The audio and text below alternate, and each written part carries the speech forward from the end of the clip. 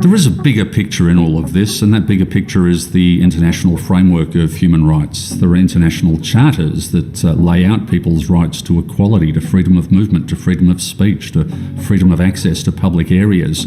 We take all these things for granted, and many of us would exercise a degree of behavioural disturbance if our own rights to these things were disrupted. So it's perhaps not surprising that when the rights of people with dementia are compromised in this way, we might see behaviours worsen rather than improve as a result. Simply because somebody has a diagnosis of dementia doesn't mean that they cease to be a human being. They have the same rights and would have the expectation of enjoying the same privileges of living in society that all of us enjoy, and a dementia diagnosis shouldn't and does not change that. Okay, Emily, everything seems to be okay. Okay. Hang on a moment, George. Oh no, you again. Yes, George, and I'm still stuck in that chair, so everything's not okay. I've told you why you have to be there. Did you stop to work out why I wanted to get up? Would you like to lie in the same spot all day? I can't see what's going on around me or do any activities. And my backside is numb. Would you like a numb bum, George? I've told you, I don't want you to fall. I'm just trying to do my job.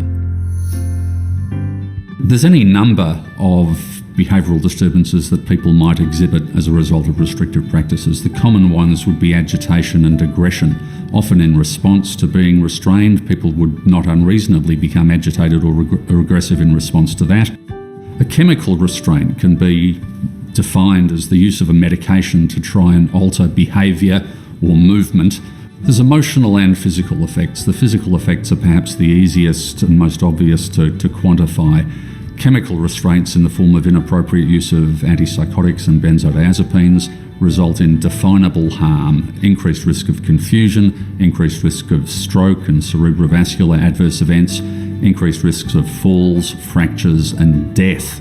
That's obviously bad for residents because their freedom of movement and behaviour is restricted, but it also restricts their ability to enjoy visits from family or friends, to interact with family and friends. It decreases the enjoyment that their visitors receive in turn from that visit, and it makes the residents very difficult to develop a positive rapport with staff.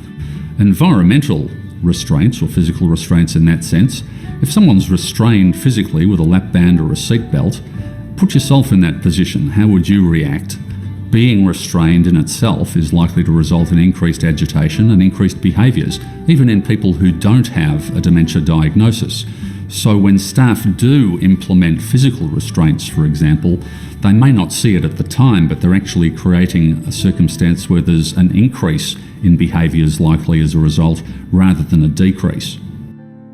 Joanne, when I arrived here, I could walk on my own, I could talk to people. Now look at me. Look, it's for your own safety. You were getting into everything in everyone's space, wandering everywhere. It's a big price to pay. I can't express myself clearly. I can't tell the staff what I need. I can't engage with my family the way I used to. I can't think clearly. And I can't speak clearly. I'm only following the med chart, and that's what it says you should have.